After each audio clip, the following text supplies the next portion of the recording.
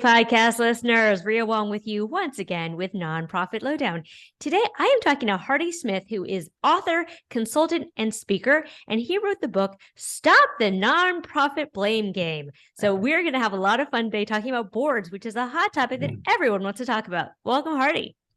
Thank you, Rhea. I'm looking forward to visiting with you and your guests. This will be a lot of fun. I think so. And you know what? As we were saying before we started, this is everyone's number one problem. So we're going to get it right to it. So before we jump into the content, which I know we're all excited about, tell us a little bit about yourself and your background in nonprofit. Rhea, what I think has contributed to making me successful in the work I do in helping nonprofits is I am not from the nonprofit sector. My professional background is 30 years in the high performance world of NASCAR racing. Now, wasn't a driver, but I was a fixer, a problem solver. My job description, Rhea, was to identify problems, challenges that may affect the business, make sure those problems didn't happen. And if by chance a problem kind of squeezed through the cracks, I darn sure better find a solution as quickly as possible. So now, during that 30-year career in motorsports, I was working nationwide with nonprofits, associations, chambers of commerce all over the country as a part of my professional work, and also from a personal standpoint as well. That's been a lifelong involvement of mine, is working with community groups and nonprofits. So I bring a different mindset. That NASCAR background is to challenge and think a little bit contrarian, be a little bit pragmatic, and problem solve and fix. So that's the background that I bring into the work I do now with nonprofits. Now, I'm going to play a little bit of the name game. Do you know Matt Clark by chance? I do not know Matt Clark. Okay, well, you two should get connected. I can introduce you. He also was in NASCAR, and he's a performance coach. So I think he's in your neck of the woods. He is a great friend. And actually, I did a podcast interview with him. So anyway, that sounds so dumb. I'm sure it's like when people say like, "Oh, you're from Canada? Do you know my friend Bob?" It's a large, and I work nationwide, and it's a large business with a lot of people. I'm sure it is, and it's very high pressure, intense. Seconds matter, so I understand that world just a tiny little bit. Absolutely. So tell me then, given that you weren't coming from the nonprofit world, what inspired you to write The Nonprofit Blame Game? By the way, great title. Thank you very much. And all the props goes to the creative team at my publisher, Greenleaf Greenleaf Book Group. They're the ones that came up with that creative inspiration. I had launched into my career, Rhea, of working with nonprofits as a consulting business. I was conducting a training session, had about 100 nonprofit CEOs in the room. And I asked the question, what's your number one problem? I'm thinking, okay, we'll come up with a group problem. We'll all split up into small groups and we'll kind of work on the problem collaboratively together. Okay. And I didn't get multiple answers. I got one very definitive answer. And if you can imagine 100 people in a room yelling out, it's the board members. Why don't board members do what they're supposed to do? And I'm going to tell you, Rhea, no exaggeration, the force of that answer from me being in front of those 100 people really shocked me. And it caused me to take a step back. And then, so that was the first aha that, whoa, there's something here that. And then there was a silence in the room. First there was a buzz, then there was a silence. And they were all looking at each other. So all these individuals had figured out they all had the same problem. And it was about the board members. So that was the second aha. Said, wow, I've got to get into this. I've got to wrap my head around it. And of course, anyone who works in the world of nonprofits, how much content is out there, how many voices of frustration are being expressed in the different chat rooms and conversations about those board members, and why don't they do what they're supposed to do? So so very common topic, there just didn't seem to be an answer for it. So I set out to find an answer to the question, why don't board members do what they're supposed to do? And that project, which was a nationwide survey of board members, not professional staff, but board members. And the responses came, and I used open-ended questions and got back open-ended answers. And when I laid it all out, on the living room floor and started seeing all of these different answers, but the words were different, but the meaning was the same. The passion was the same. And then they were telling me, here's why we don't do what we're supposed to do.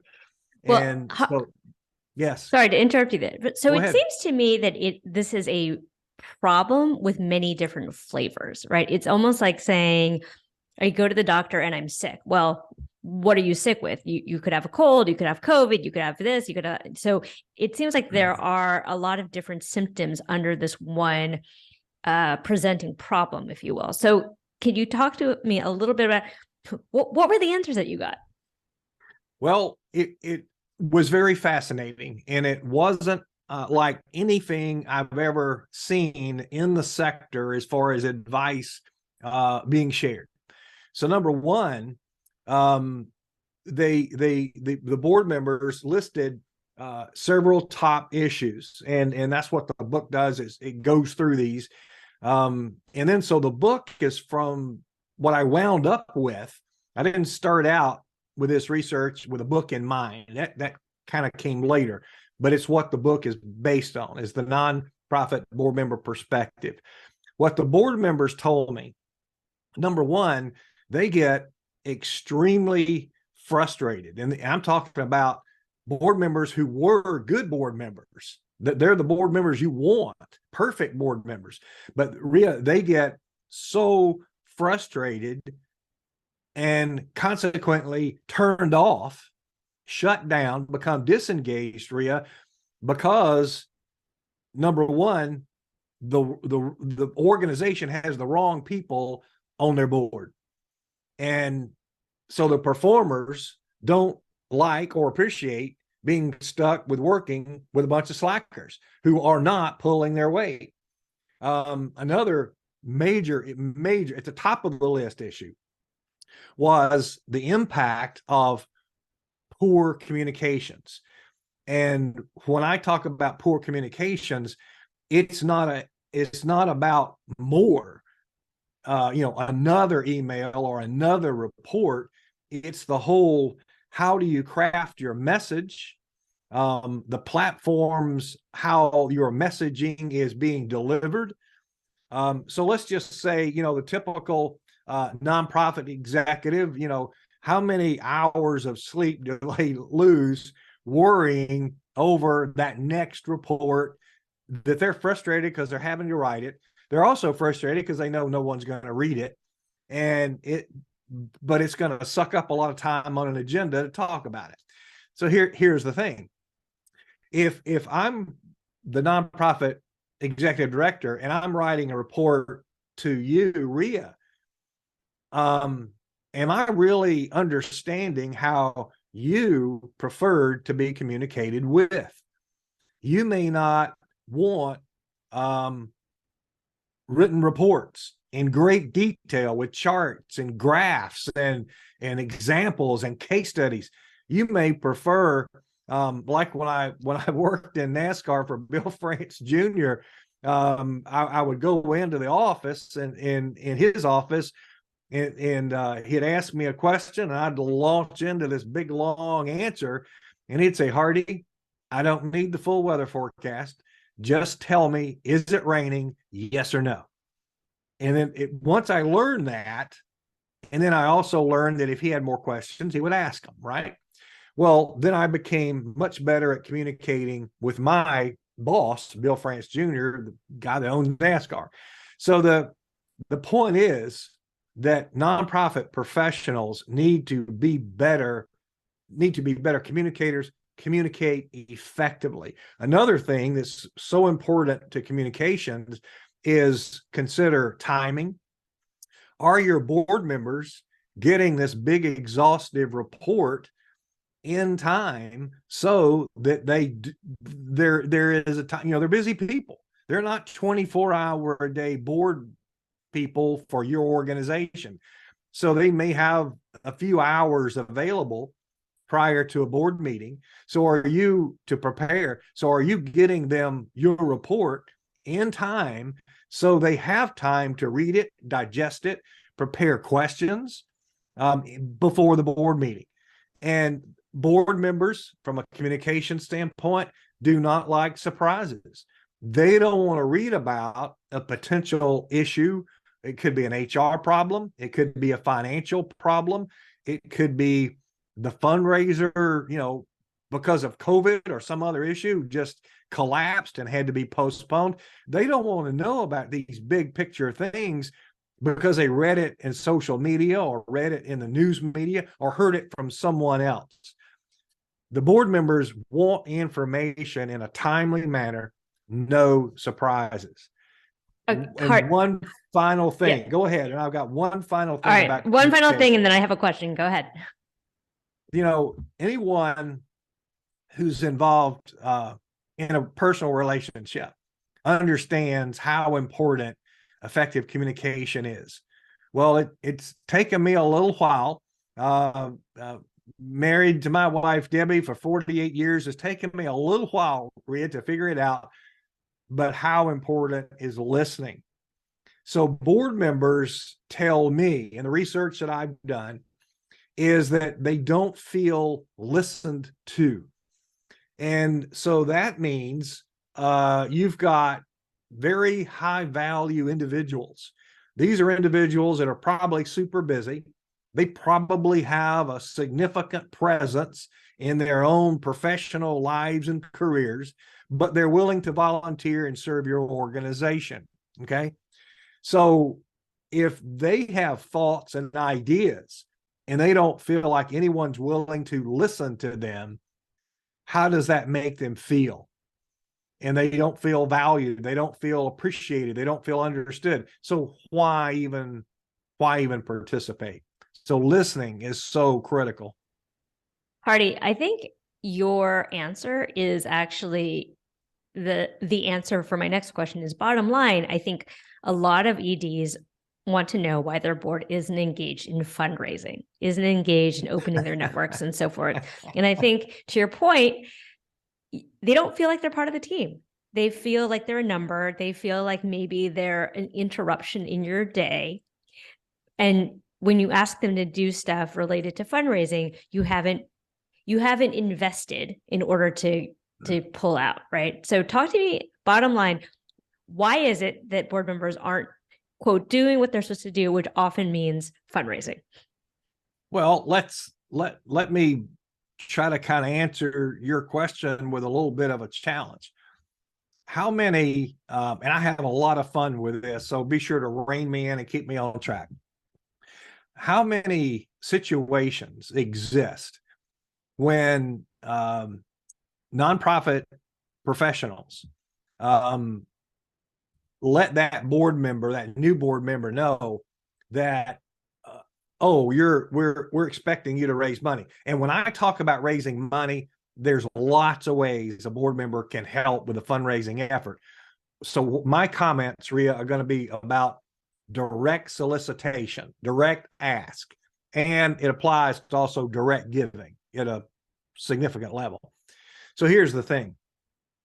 Not very many people want to ask anyone else for money. They just do not want to do it. That's why nonprofits have development directors. So the executive director doesn't have to ask anybody for money. That's the development director's job. I say that a little bit with a tongue in cheek.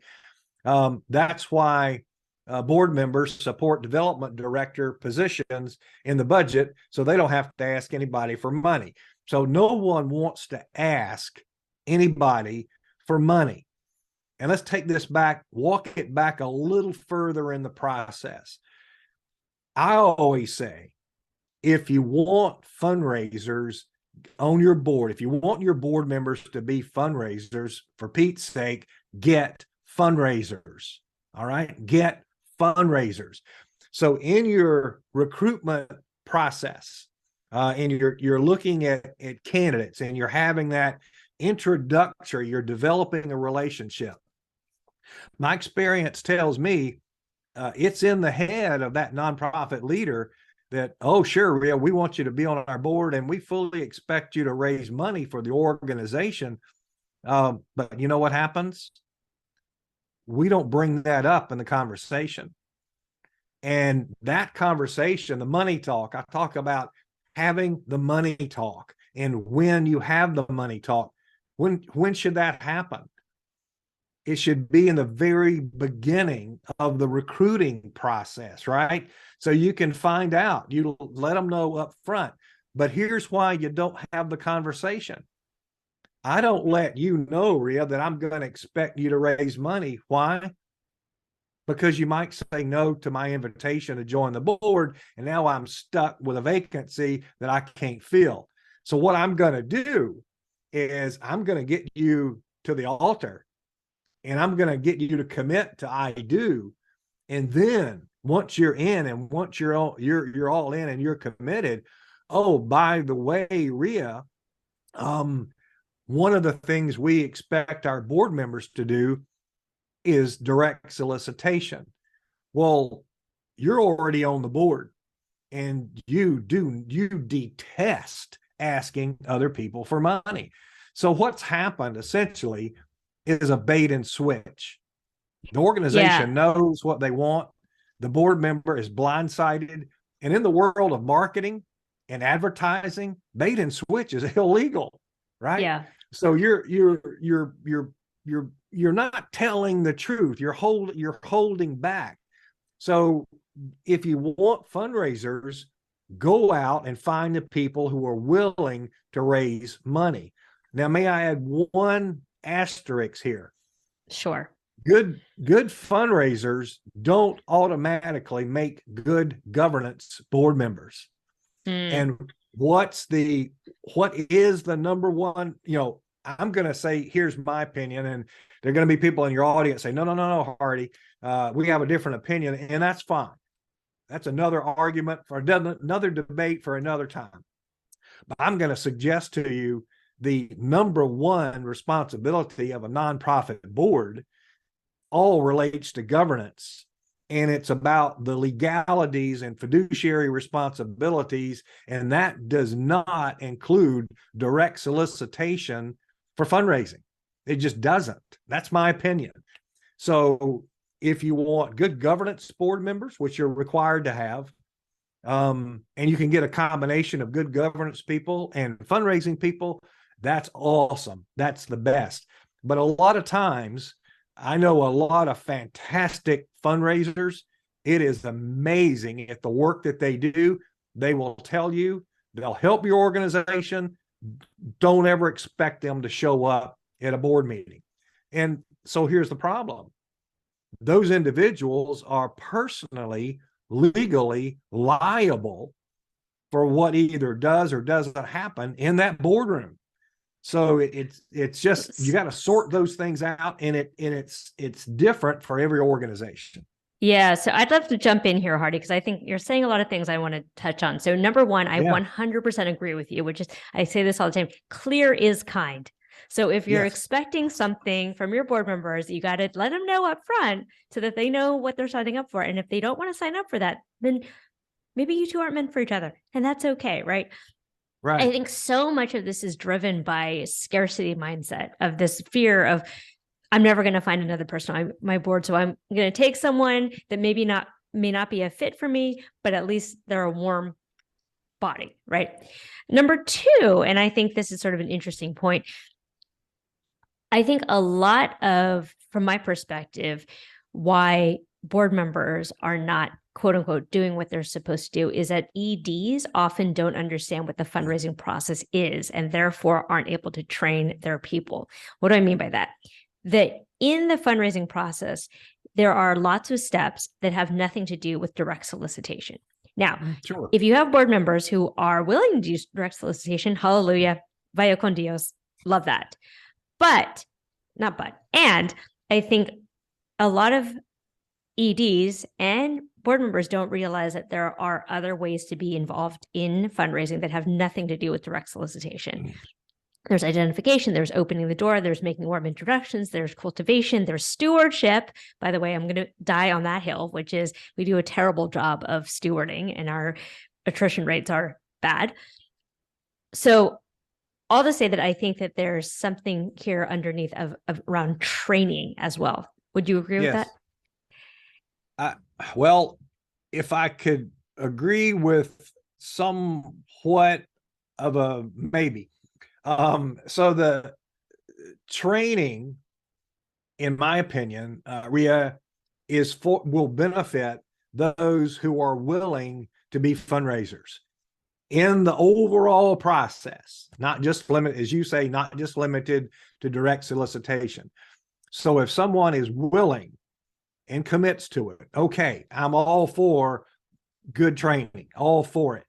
But if an individual is not wanting to participate, I go back to my original, if they do not want to be fundraisers, all the training in the world is you're not going to convince them to change their mind. You got the wrong people. If you want fundraisers and you don't have fundraisers, you've got the wrong people. So that goes back to your board recruiting process. Yeah, 100% agree. If that dog won't hunt, it won't hunt, right? You have a skill issue and you have a will issue. If you have will, I can teach you skill. If you have no will, all the skill in the world is not going to help.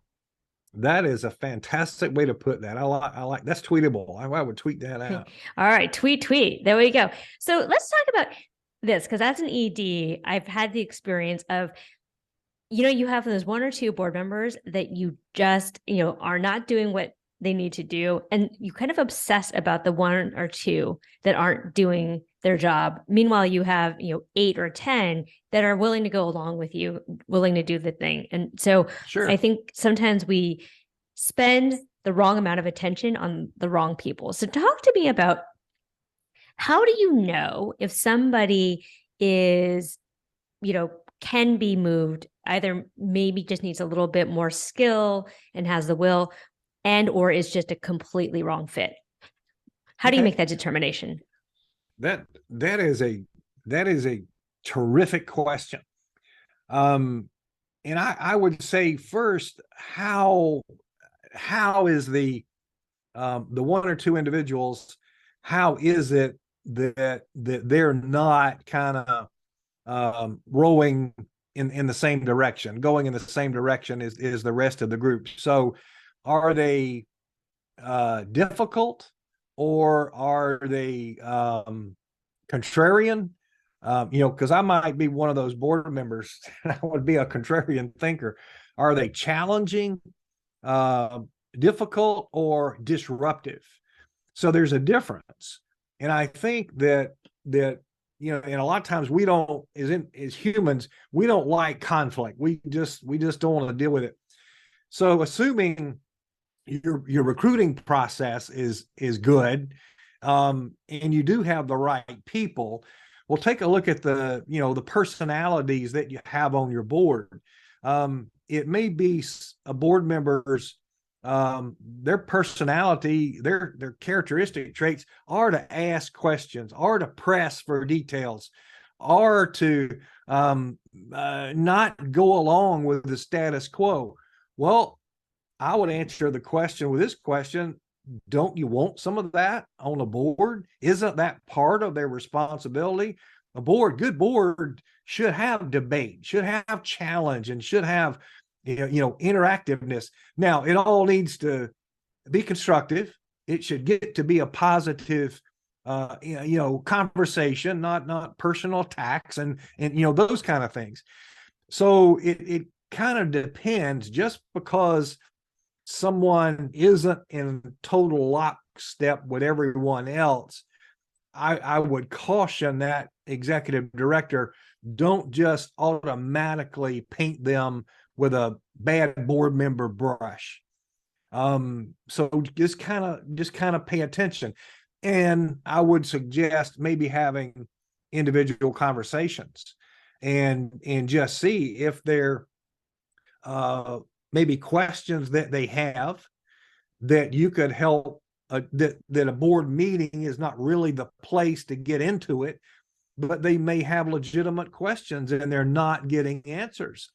That's one of the reasons I suggest make board members matter. But the having those conversations, listening, remember I said the importance of listening and finding out exactly who that individual is. It might be someone that you could, not in a manipulative way, but in a positive way, you may be able to flip them into being one of the most positive, supportive board members that you have. So, Hardik, you've talked a lot about what EDs can do, but let's talk about board chairs, because in theory, board chairs are there to manage the board. I've actually not seen this happen very often. I personally have had some very good board chairs, but it falls on the shoulders of the ED to manage upward and sort of, if anything, create an illusion that the board chair is managing, but they're actually not. So talk to me about the role of board chairs and their accountability and responsibility around board management. You have the best questions. You're really good at this. So there is some very, very compelling research that's been done by Board Source. And one of my favorite questions that and this is their every other year leading with intent survey. It's been going on for a number of years. So there's a two-part answer to this. One of my favorite questions is rate your board members' knowledge of roles and responsibilities. And historically, I've got a whole stack of every single report over here on the shelf back to whenever they started doing this research. Never comes back. They just, C, maybe C plus, maybe in a really good survey year, it's a B minus. It's never, there's a huge gap. So my question is, well, as a new board member coming on to the board, did I know everything I was supposed to know? Did you share that with me in the recruiting process, the onboarding process? How good is your orientation process?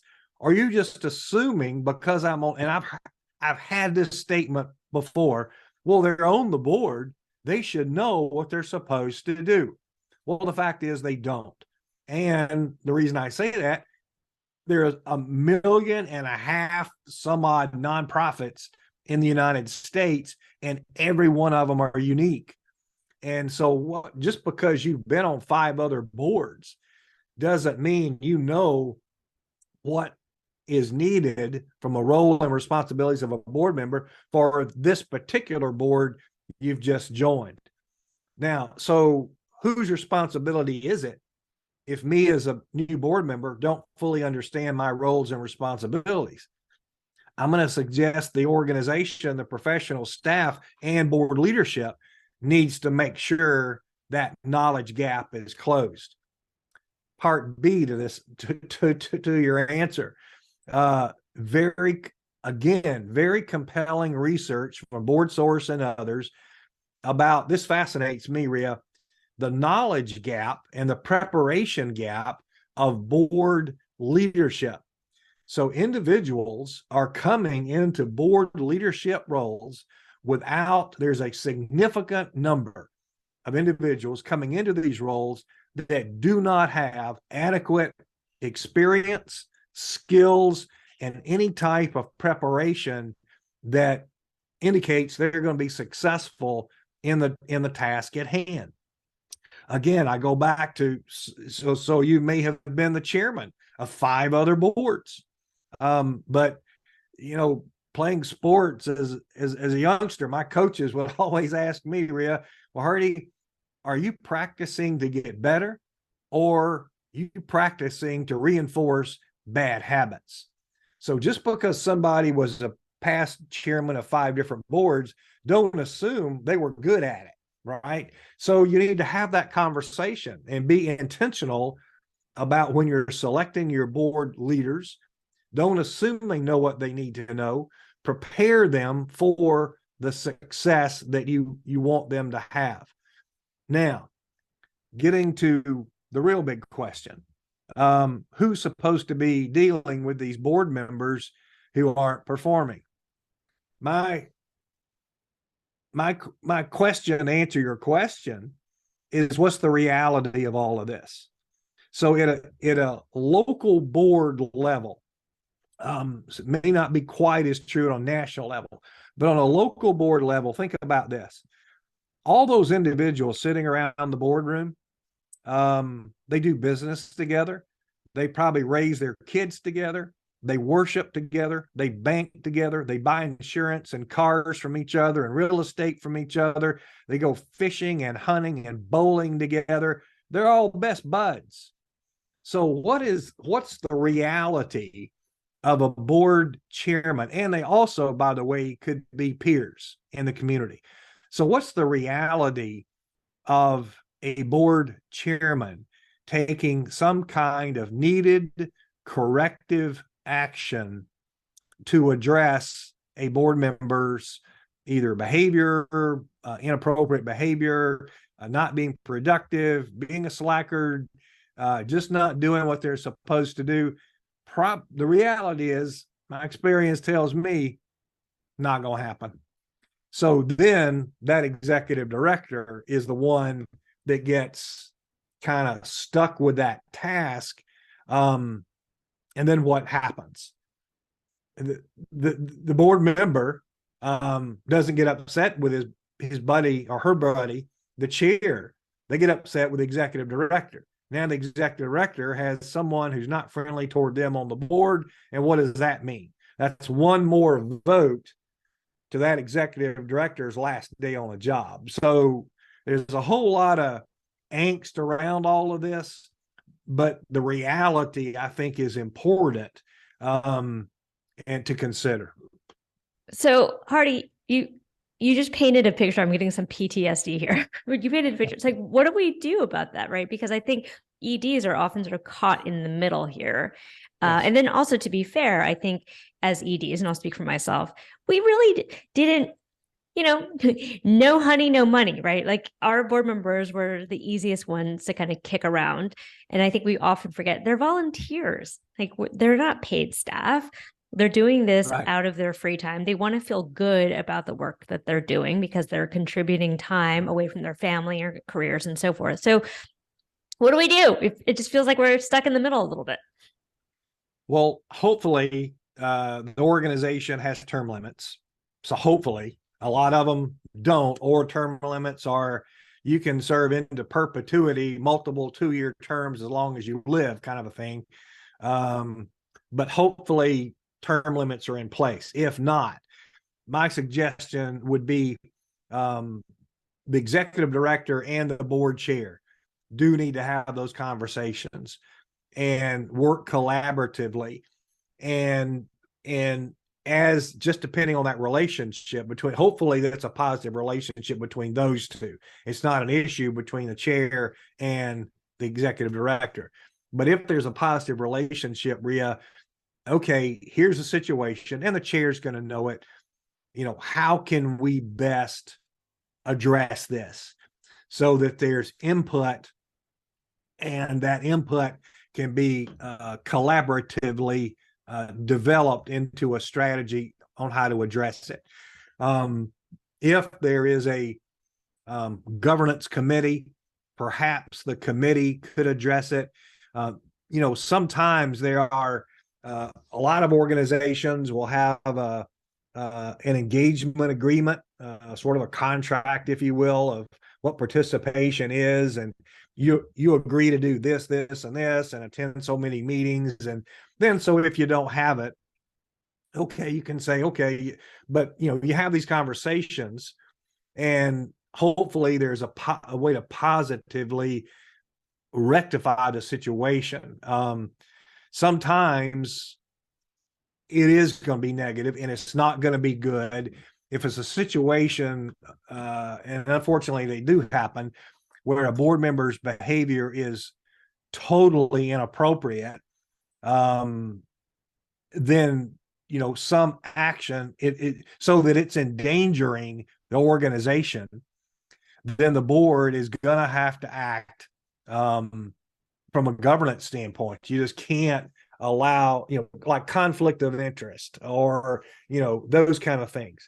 Again, though, it is so, I know it's a problem, and I'll confess, I've not found a definitive answer that in my mind is realistic and pragmatically works. I know the best practice is okay, well, you have to fire the board member, but I realistically, don't see that happening very often. Yeah, I think that's such a good point. But one thing that I wanted to share with the audience is I had a fantastic board chair, Liz. I've talked about her a lot, but when we first started working together, we agreed that we can disagree in private, but in public, in front of the board, there was no daylight between us. We were 100% on the same page publicly. And I think having that kind of relationship is key, because this is the most important relationship from a governance perspective. Mm-hmm. All right. I have a hot button question coming in. All right. Fundraising committees or development committees, right? So often when it's time to staff that committee, everyone goes, not it. And you basically end up putting people who weren't at the meeting on the committee because they said that they didn't say that they wouldn't be on the committee.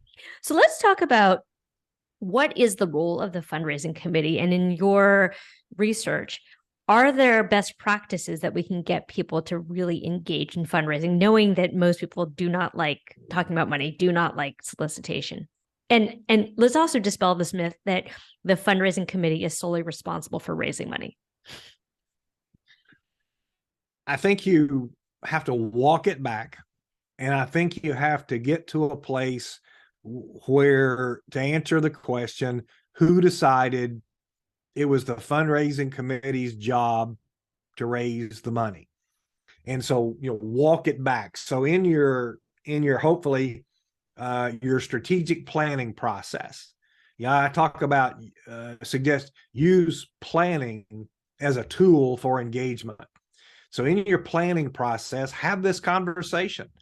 What is the expectation of board members to be involved in some way with fundraising? What is the role of the fundraising committee? What's their level of leadership there, and how much are they supposed to raise? And so if you start having these conversations, so you get the feedback from the board members, I think the organization is fooling itself and creating this frustration around board member engagement when you're just assuming, well, we have a committee, well, they're board members, and well, therefore they should be raising money. I keep saying this, don't assume that's going to be true. So get agreement from your board on what specifically they as a group are willing to do as fundraisers, regardless of the activity. Get agreement from the board on what the expectation of the fundraising committee is. The reason I'm trying to emphasize that, maybe overemphasize that, is if staff is assuming it you are already going down the wrong path. Well, you know what they say about assuming, Hardy. It's just not going to work. It's a mistake. Right. But if you can get that buy-in and ask me rather than tell me, then that's going to make all the difference in the world. Now, one of my pet peeves, please don't tell me that, oh, well, Hardy and Rhea weren't at the meeting when committee assignments were being handed out. And, they're pretty active on the board, so we'll put them on the fundraising committee. I'm telling you,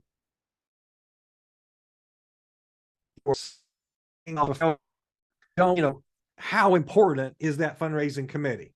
How, from a dollars and cents standpoint, do you have them raising X amount of dollars to feed more kids, take care of more underserved populations, take care of the environment, whatever it is that you do? Well, how serious are you about it? Then you've got to be intentional. It can't be a joke, for heaven's sake. It can't be a joke.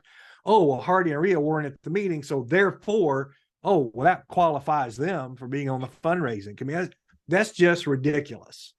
And unfortunately, that's all too often it happens that way. I've written one of the most popular blogs I've written for Board Source and on my own website is Nonprofit Leadership, a Joke. And a little tongue in cheek there, but all too often the fundraising scenario, committee scenario is exactly what happens with our board leadership roles, our chairmanship leaders, our chairmanship roles. There is no intentionality. So we set ourselves up for a whole lot of the frustration we experience. Hardy, I don't know if you know this term. If you don't, you're free to use it. Voluntelling. We like to voluntel people. And when we voluntel people, it does not work out. It might work out in sort of short-term bursts, but ultimately you need people's buy-in, as you say, their commitment and their alignment, right? We all need to align to the thing that we all say that we're going to do, and we need to row in the same direction. Any questions coming in from the audience? Last chance here. All right. I'm going to wrap this up. Hardy, this has been really fun. I think the work that you've done is really important and certainly speaks to a lot of the pain points that EDs face. Tell us again, where can we find your book, Stop the Nonprofit Blame Game, and find more information about you?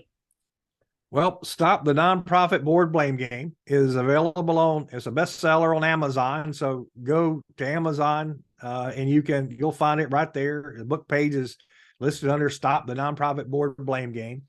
My website is very simple, hardysmith.com.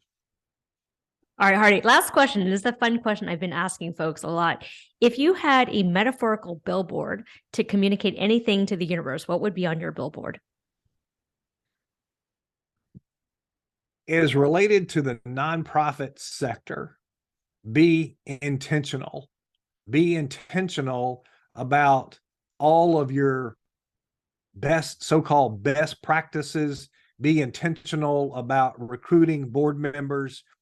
Be intentional with having the benefit of good planning to determine the direction you're going in. Don't just wing it. Don't just say, well, we're just about doing good, and that's all the time we have for is just doing good.